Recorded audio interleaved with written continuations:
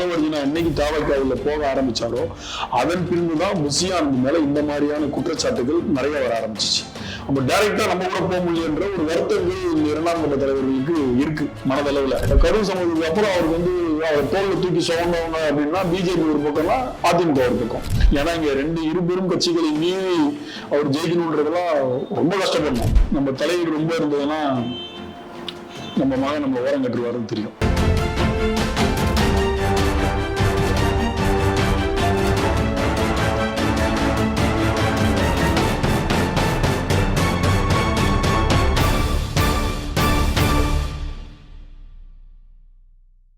நம் தமிழ் நேயர்களுக்கு வணக்கம். இன்று நம் அரங்கத்தில் நம்மோடு இணைந்திருப்பவர் மூத்த பத்திரிகையாளர் காதர் அவர்கள். வணக்கம் சார். வணக்கம்மா. சமீப காலமா என்ன பேசிட்டு வராங்கன்னா, புஷியானந்த் மேல நிறைய புகார்கள் வந்திருக்கு.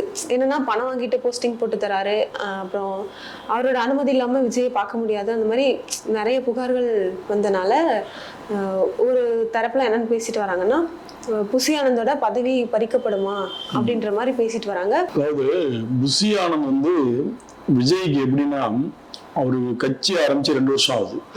ஆனா அதுக்கு 3 வருஷத்துக்கு முன்னாடியே அவர் வந்து விஜய் கூட டிராவல் பண்றாரு. அப்பையில இருந்து இந்த அரசியல் ஆலோசனைகள், எப்படி நம்ம கட்சி ஆரம்பிக்கணும், என்ன மாதிரி பேர் வைக்கலாம், எப்படி இருக்கும் நமக்கு எதிர்காலம் அப்படின்றத வந்து கட்சி ஆரம்பிக்கிறதுக்கு 2-3 ஆண்டுகளுக்கு முன்பே அவர் வந்து விஜயோட டிராவல் பண்ணிட்டு இருக்காரு. அப்ப 2 ஆண்டுகளுக்கு முன்பு கட்சியை ஆரம்பிச்சிட்டாங்க. அதுல முழுக்க புஷியானந்தோட ரோல் மிகப்பெரிய ரோல். அவர் வந்து அந்த கட்சி ஆரம்பிக்கிறதுக்கான 80% எல்லா வழிமுறைகளும் எல்லா ஐடியாக்களும் அவர் தான் கொடுத்தார்.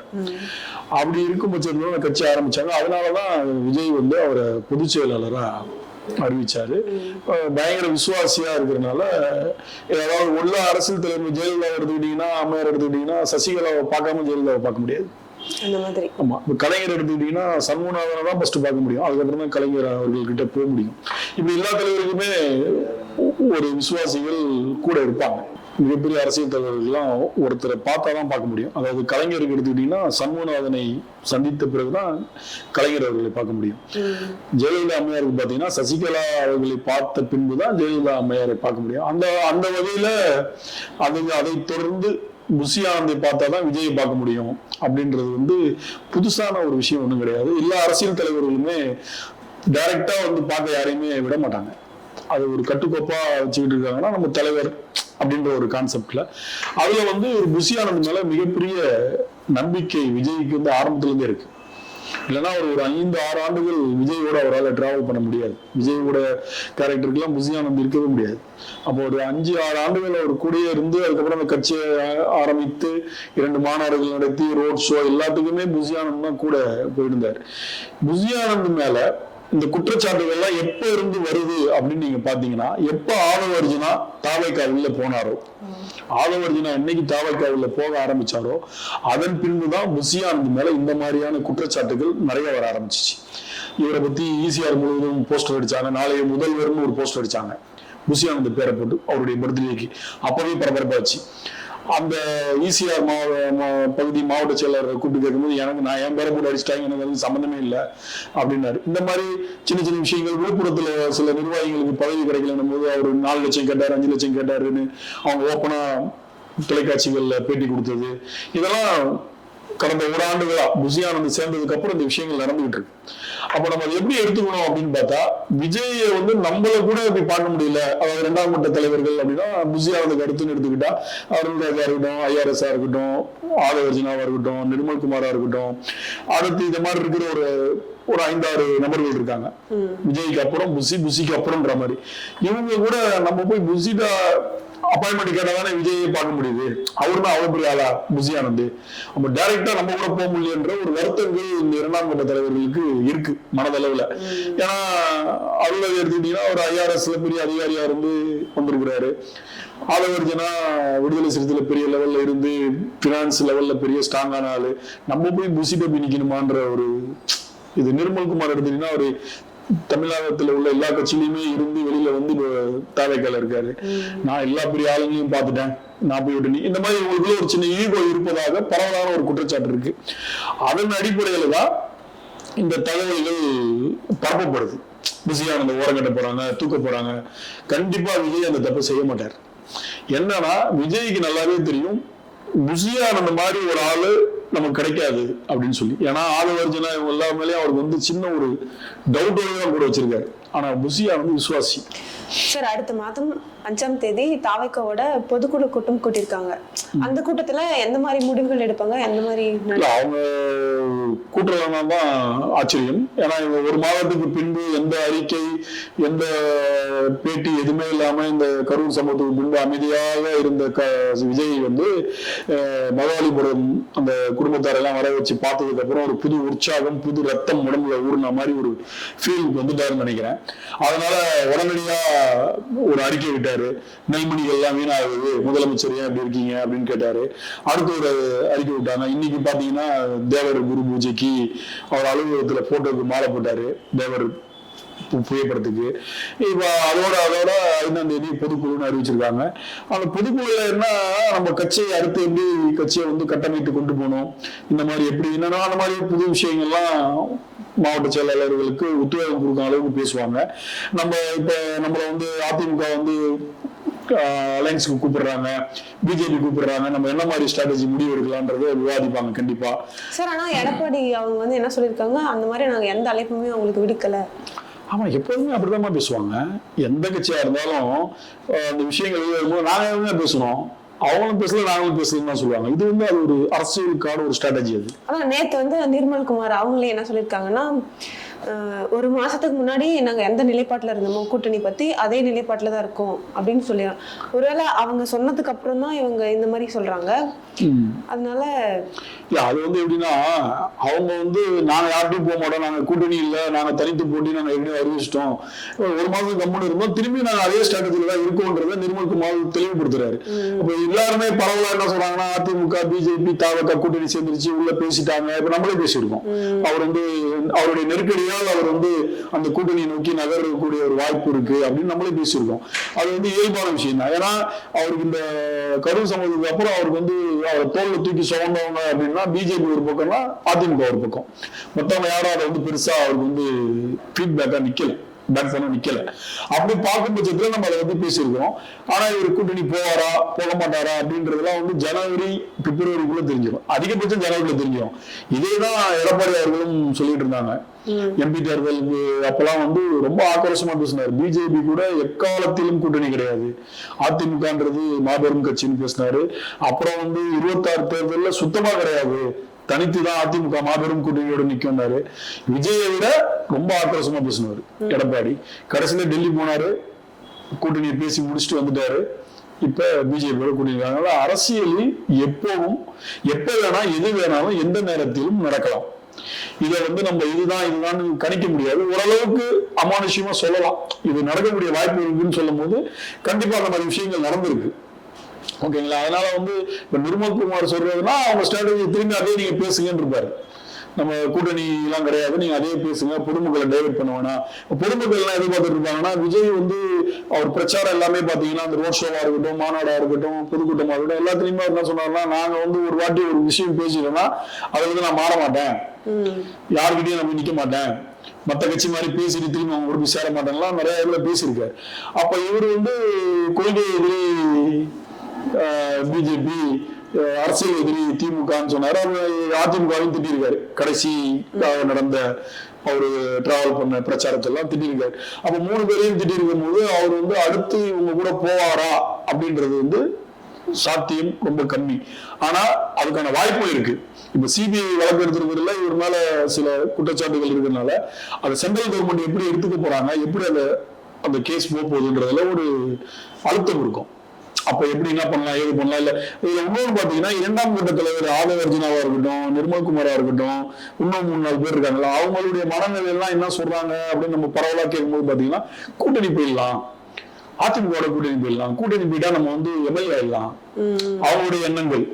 அவங்க எல்லாருமே தெரியும் தனித்து இருந்தா யாரும் எம்எல்ஏ ஆக முடியாது. விஜய் ஜெயிப்பதே சந்தேகம் தான் தனித்து நின்றால். ஏன்னா இங்க 2 இருபெரும் கட்சிகளை மீறி அவர் ஜெயிக்கணும்ன்றதெல்லாம் ரொம்ப கஷ்டப்படணும். அப்படியே அவர் ஜெயிச்சா கூட ஒரு அதிசயம் தான், அப்படிதான் இருக்கும். ஆனா அவர் நிக்கிற தொகுதியில அவர் ஜெயிக்கிறது அதிசயம் சொல்றாரு. ஆமா, இங்க வந்து இவங்க ஒரு 35% ஓட்டுகளை வச்சிருக்காங்க, அவரு ஒரு 25% ஓட்டுகளை வச்சிருக்காங்க. மீதி ஜெனரலா இருக்கிற ஒரு 10-12% டிசைட் ஓட்டுகளை தான் இவர் பிரிக்க முடியும். கட்சிக்காரன் அந்த கட்சிக்கு தான் போடுவான், மாத்தி எல்லாம் போட மாட்டான். திமுகவா இருக்கட்டும் அதிமுக இருக்கட்டும், 2 கட்சிக்கு பலமே தொன்றதுதான். இவங்களுக்கு அந்த பிரசிடென்ட் ஆஃப் ஓட்டு எப்படி விஜயில போடுவோம், திமுக உள்ளது எப்படி அங்க விடுவோம், ஜெனரலா இருக்கிற ஓட்டு தான் மாறும். அதுல வந்து ஒரு ஜெயிக்கணும்னா நிறைய ஒர்க் பண்ணும். அவர் அங்க ஒர்க் பண்ணாதான் அவர் அங்க அதுக்கான பாசிபிலிட்டி கிட்ட போக முடியும். அதுவே வாய்ப்பு எப்படின்றது தெரியாது. இப்ப விஜயகாந்த் ஜெயிச்சாரு சார், 2 பேரை விட்டுனா விஜயகாந்தோட அரசியல் ஸ்ட்ராட்டஜியே வேற, அவர் எடுத்த வந்த டைமும் வேற. அதாவது ஒரு மாற்று வந்து தமிழக மக்கள் எதிர்பார்த்துட்டு இருந்தாங்க, அந்த டைம்ல உள்ள வந்தாரு. இப்ப மாற்ற எதிர்பார்க்கல. இப்ப விஜய் வர டைம் வந்து பெருசா மாற்று வேணும் அப்படின்னா இப்ப நிறைய கட்சி வந்துருச்சு. நாம் தமிழர் இருக்கிறாரு, ஒரு பக்கத்துல பிஜேபி இருக்கு, காங்கிரஸ் இருக்கு, அதிமுக இருக்கு, பாமக இருக்கு. அப்பவும் இல்லா இருந்தாங்க. ஆனா இவங்கெல்லாம் வேணாம், புதுசா யாராவது நல்லா இருக்கும்னு நினைச்சாங்க. அந்த இதை யூஸ் பண்ணி தான் விஜயகாந்த் உள்ள வந்தாரு. அதனாலதான் அவர் ஷைன் ஆனாரு. மக்கள் கிட்ட போய் கேட்கும் போது சொல்றாங்க அடுத்த வருஷம் வேற யாராவது வந்தா நல்லா இருக்கும் அது பேசுவாங்க. ஆனா ஃபுல் அண்ட் ஃபுல்லா அவரெல்லாம் ஜெயிக்கல முடியாது. நீங்க சொல்ற மாதிரி 236 தொகுதியில அவர் நின்றால் கூட எனக்கு தெரிஞ்சு அவர் எம்எல்ஏ ஆகிறது பெரிய விஷயம். ஏன்னா அந்த மாதிரி இருக்கும் அந்த களம். நீங்க நினைக்கிற மாதிரி சினிமா கிடையாது, சர்க்கார் படம் கிடையாது. 236 தொகுதி போட்டோம், எல்லா தொகுதியும் அடிச்சு தூக்கிட்டு வந்தோம், ஜெயிச்சோம். அதே மாதிரி என்ன படம் அது, அர்ஜுன் நடிச்சிருப்பாரு, அந்த படம் மாதிரி கிடையாது. முதல்வன் அப்படின்னு நின்றோம். அதெல்லாம் சினிமா வேறு இது வேறு. இவரே ஆரம்பத்துல சினிமா வேறு இது வேறு, அப்புறம் சினிமா மாதிரிதான் அரசியலையும் பார்க்கணும்னாரு. அதுலயே நிறைய முரண்பட்ட கருத்து இருக்கு. நீங்க நினைக்கிற மாதிரிலாம் மக்கள் ரொம்ப தெளிவா இருக்காங்க. கூட்டங்கள் வந்து ஓட்டுக்களா மாறுவது வந்து ரொம்ப கஷ்டம். அதெல்லாம் வந்து 1,00,000 பேர் கூடுறாங்கன்னா அதுல வந்து பாத்தீங்கன்னா ஓட்டு இல்லாதவங்க வந்து 50,000 பேர் இருப்பான். ஏன்னா அந்த இறந்தவங்க லிஸ்ட் நீங்க பார்க்கும்போது தெரியும். 10 வயசு குழந்தை, 12 வயசு குழந்தை, 15 வயசு பையன். அப்ப இவங்கெல்லாம் இன்னும் 3 வருஷம் கழியணும் ஓட்டு போடக்கூடிய ஏஜ் வர்றதுக்கு. அதனால இது சாத்தியம் ரொம்ப கம்மி. இவர் யாரு கூட டிராவல் பண்ணாருன்னா பாசிபிலிட்டி இருக்கு. பாசிபிலிட்டி மீன்ஸ் இவர் ஒரு 60-70 இடம் தொகுதி வாங்கி நிக்கிறாருன்னா ஒரு 20-25 இடம் ஜெயிக்கலாம். இப்போ ஒருவேளை ஒரு அதிமுக பிஜேபியோட அலைன்ஸ்ல போயிட்டாருன்னா இவருக்கு எவ்வளவு கொடுப்பாங்கன்றது ஒரு கணக்கு இருக்கு. இவங்க என்ன பண்ணுவாங்க, 50 தொகுதி தரங்குவாங்க விஜய் வரனால. நீ உனக்கு ஒரு 50, பிஜேபிக்கு ஒரு 50 வாங்க, 100 போயிடும். மீதி இருக்கு 136. அதிமுக 150 நிக்கணும். ஓகேங்களா? அப்ப விஜய்க்கு 50 கொடுத்துட்டு பாமக வந்து 20 கொடுத்தா வாங்க மாட்டாரு அன்புமணி ராமதாஸ். நான் எவ்வளவு நாளா கட்சி நடத்திட்டு இருக்கேன், நீங்க எப்படி கொடுப்பீங்க? இன்னொன்னு பாமக 2ஆ இருக்கு. இவரு ராமதாஸ் அவர்கள் வந்து திமுகவுடன் இணக்கமா இருக்காரு. திமுக அலைன்ஸ்ல போறதுல அவர் ரொம்ப தீவிரமா இருக்காரு. ஏன்னா எல்லா தேர்தலையும் அவர் பார்த்துட்டே வர்றாரு. எதுலையுமே நம்ம ஷைன் ஆக முடியல. திமுகவுடன் போனா ஒரு 10 எம்எல்ஏ ஆயிடலாம். அதை வச்சு நம்ம ஏதாவது டிமாண்ட் பண்ணி துணை முதல்வரோ இல்ல ஏதோ ஒரு 4 மினிஸ்டர் கேட்கலாம், அவங்களுக்கு மெஜாரிட்டி வரலன்னா அப்படின்றது தெளிவா இருக்காரு. ஓகேங்களா? உங்களுக்கு புரியுதா உங்களுக்கு? அப்போ வந்து இதுதான் அரசியல் நகர்வா இருக்கும். சார், விஜய் அவர்கள் அப்பாவோட ஆதரவாளர்கள் 3 பேருக்கு கட்சியில பொறுப்பு வழங்கியிருக்காங்க. அப்போ இதுக்கு மேல விஜய் அவர்களோட அப்பாவோட தலையீடு கட்சியில இருக்குமா? விஜயோட அப்பாவோட தலையீடு கட்சியில இருக்குமா அப்படின்னு கேட்டிருக்கீங்க. விஜயோட அப்பா இல்லைன்னா விஜயே இல்லை. படத்துலயும் சரி, முதல்ல கட்சி ஆரம்பின்னு பிள்ளைய சொல்லி போட்டது அவர் தான். இவர் அந்த விஜய் மக்கள் இயக்கம்னு சொல்லி அந்த கட்சியாவே ரீசர்ச் பண்ண போய் அதுலதான் விஜய்க்கும் விஜய் அப்பாவுக்குமே ஒரு சின்ன டிஸ்ட்ரிபியூஷன் வந்தது. அவர் ரொம்ப நாளாவே விஜய் வந்து என்னன்னா அவங்க அப்பாவை ஓரம் கட்டியா வச்சிருந்தாரு. அவங்க அம்மா கிட்டதான் அவர் ரொம்ப பெட்டு. அப்பா வந்து சில பேட்டிகள்லாம் ஒரு மாதிரி கொடுத்துட்டாருன்னு சொல்லி அவருக்கு கொஞ்சம் வருத்தங்கள் இருந்தது. அதனால அவரை கொஞ்சம் தூரமாவே வச்சுதான் பார்த்துட்டு இருந்தாரு.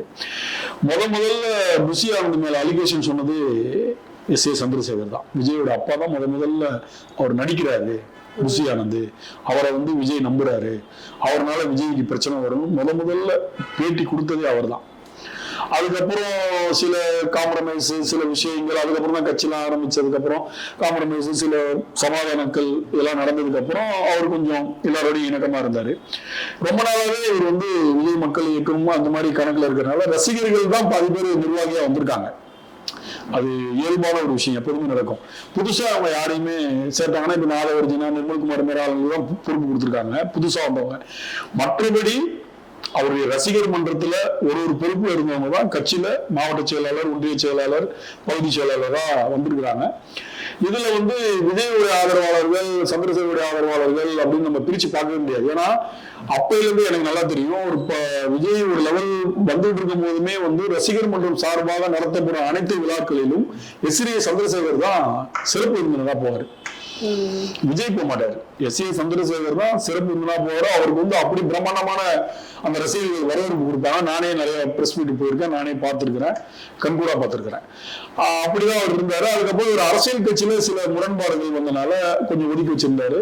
இப்ப 3 பேர் சேர்ந்து இருக்காங்க. இதனால ஒரு தலையீடு இருக்குமானா அவருக்கு தெரியும், சந்திரசேகருக்கு நம்ம தலையீடு ரொம்ப இருந்ததுன்னா நம்ம மகன் நம்ம ஓரம் கட்டுருவாருன்னு தெரியும். அதனால இவருடைய தலையீடு பெருசா இருக்கிறதுக்கு வாய்ப்பு இல்லை. அதே மாதிரி இவரு சொல்றதையும் பெருசா கேட்க மாட்டாங்க.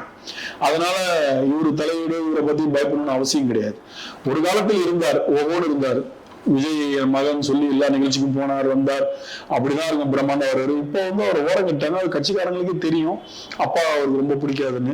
இப்போ கரூர் சம்பவம் நடந்த அவர் வீட்டுக்கு வந்தப்போ கூட 2 பேரும் போகும்போது அவங்க அம்மாவை மட்டும்தான் வீட்டுக்குள்ள விட்டாரு, அவங்க அப்பா உள்ள வர வேணாம்னு சொல்லிட்டாருன்னு பல்வேறு தகவல்கள் சமூக வலைதளங்கள்ல பரவச்சு. அது எந்த அளவுக்கு உண்மைன்னு தெரியல. பட் ஆனா அது ஆணித்தரமா அவங்க அம்மாவை மட்டும்தான் கூப்பிட்டு பேசினாரு, அவங்க அப்பாவை பேசலன்னா சொன்னாங்க. பட் அப்படி இருக்கும் பட்சத்துல அவங்க அப்பாவுடைய நிலைப்பாடை அவர் பெருசாக எடுக்க மாட்டாரு. இது அவர் சந்திரசேகருடைய ஆதரவாளர்கள் சொல்றதே தப்பு. அது விஜயோட ரசிகர்கள் தான். நம்ம இந்த மீடியாக்கள் தான் அதை பிரிச்சு பாக்குறது, சந்திரசேகர் ஆதரவாளர்கள் அப்படின்னு. பட் அது அதுக்கு வாய்ப்பு இல்லை. அவங்க யாருக்கான ரசிகரா போறாங்க? விஜய்க்கான ரசிகரா தான் போறாங்க, சந்திரசேகருக்கான ரசிகர் கிடையாது, அவர்களின் ரசிகர் கிடையாது. அதனால இதை பத்தி ஒன்றும் பெருசாலாம் ரியாக்ட் ஆகாது. ரொம்ப பக்குவப்பட்டுதான் இப்ப அடுத்த கட்ட நகர்வுகளை கட்சி மூலமா நடத்திட்டு இருக்காரு. அதனால அதெல்லாம் கடந்து அசால்ட்டா போயிடுவாப்புல. சார், இவ்வளவு நேரம் உங்களோட நேரத்தை ஒதுக்கி உங்களோட கருத்துக்களை எங்களோட பகிர்ந்ததுக்காக ரொம்ப நன்றி. நன்றிமா.